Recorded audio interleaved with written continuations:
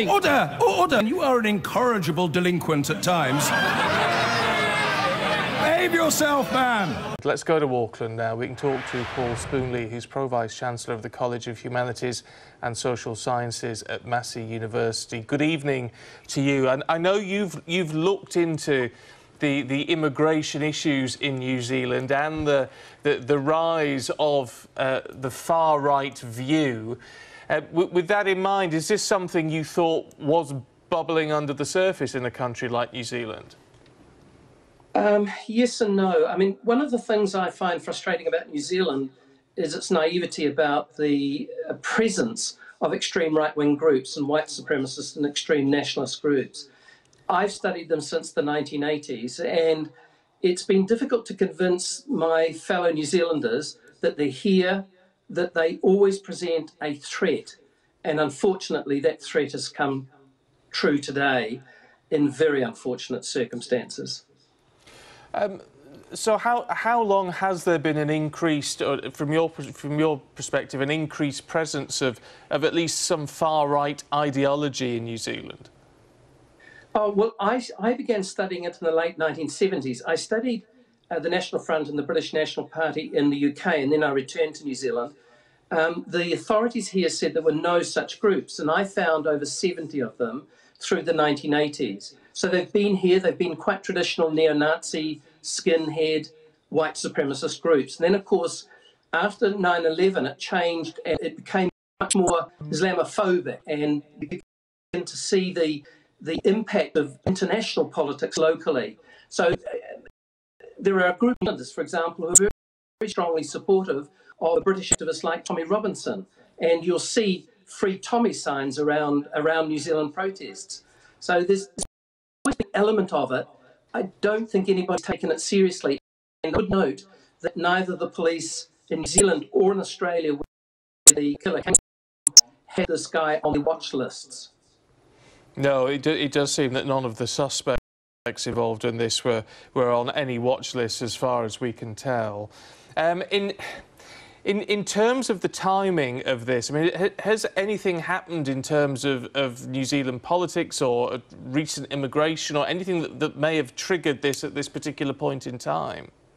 Not that I can think of. I mean, what I've noticed in the last couple of years is the increase in online activity, and that's something that's been obvious worldwide. So if you look at anti-Semitism, since 2017, the online anti-Semitic, and of course it applies equally to Islamophobic comment, has risen quite noticeably. And that's present in New Zealand. But of course the threat is often made, but not always carried through. And that's what's unusual here today. We have somebody who's threatened it, and he's threatened it online.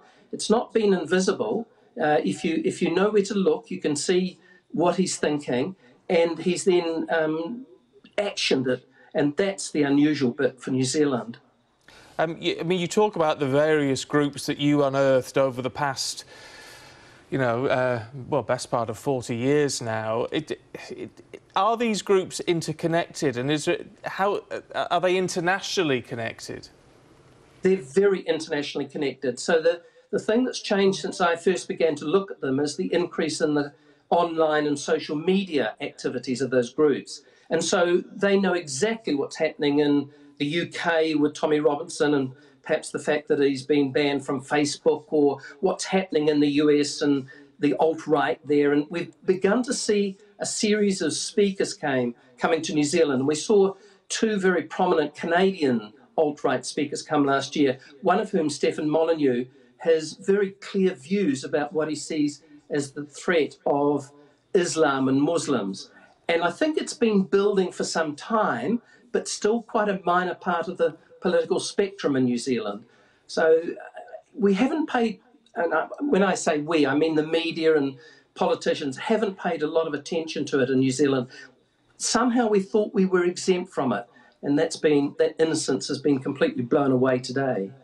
From your reading of how these groups operate, I mean, what impact do you think this may have now in the absolute condemnation? Because, they may say they disagree and want to target certain aspects of extreme Islam, if you want to phrase it like that. But we're talking here about, and very clearly, innocent people, absolutely innocent people, gunned down as they perform acts of worship. I mean, the condemnation is outright.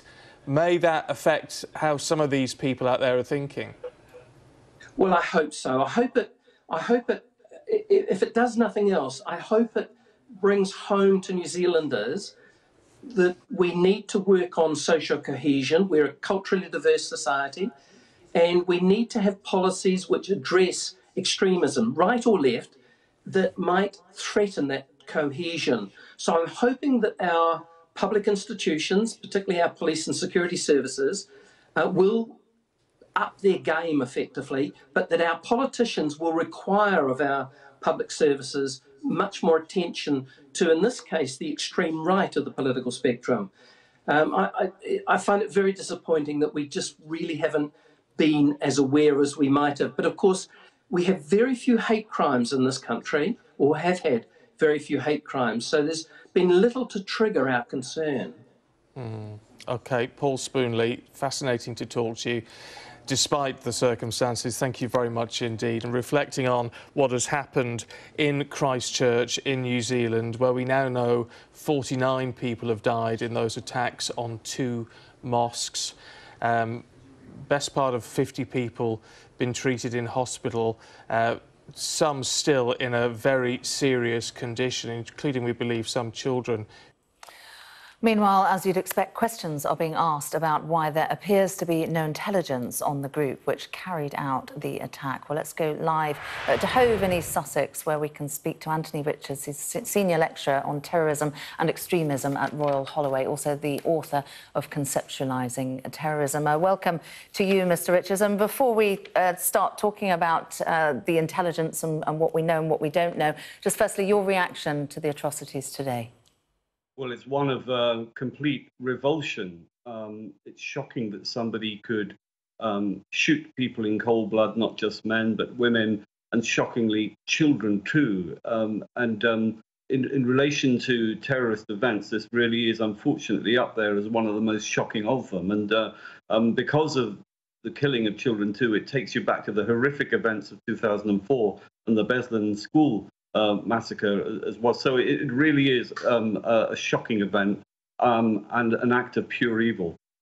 Yeah, absolutely unfathomable, isn't it? And the fact that these individuals who've been taken into custody were seemingly known to have had some sort of extremist views, but they were not known to intelligence or security services. Is that unusual? I think when you have something that has been as apparently well planned as this, there are greater chances of picking up on pieces of intelligence. So it is relatively unusual for something to be as extensively planned as this appeared to be, not to have been any intelligence at all on it. And in terms of far-right extremism, have we missed a trick with this? Because a lot of focus has been on other types of terrorism, other types of extremism, hasn't it? But this has been bubbling up in all sorts of places around the world. I'm not sure we've missed a trick. I think in the UK, for example, there has been a renewed focus on right-wing extremism. And, of course, it's particularly surprising for New Zealand because they haven't exactly had a history of serious terrorist incidents. And perhaps you go back to the Greenpeace event, the Rainbow Warrior event, way back in 1985. That's probably one of the most notable ones in the past. But nothing really on the horizon that suggested that this sort of severity of attack might happen. So I don't think, generally we've missed a trick. Unfortunately for New Zealand, it will represent something of a watershed. And, of course, they're going to be looking into all the connections that this particular individual may have had, and I think probably a step change in the way they look at their security arrangements too. We were speaking earlier on the programme to an expert in extremism who's based actually in New Zealand, and he said that there have been marches and things going on, taking place, sort of Gilets jaunes type marches taking place in New Zealand, and that some people had been waving Tommy Robinson type flags. And what does that tell us about the interconnectedness of these groups? Well, I think, traditionally, right-wing extremism, as it's traditionally been called in the UK, for example, there have been many marches and many sort of protests against immigration, etc., etc. But to cross the threshold and to carry out the kind of scale of violence that we've seen in New Zealand is really is extremely unusual. Of course, we saw it with Anders Breivik in Norway in 2011, but it is very unusual indeed. And in terms of countering it, what needs to be the priority? Well, I think, at the end of the day, it's about your intelligence effort and your intelligence coordination. And I know New Zealand have bodies that try to have a collective appreciation of pieces of intelligence. But it could be that the intelligence threshold is lowered so that you're actually including individuals and pieces of information that you wouldn't otherwise have included in the past. And I think that's one of the ways that there will be a step change in terms of response to this incident. OK, all right. Anthony Richards, very good to get your thoughts on Sky News. Thank you very much for your time.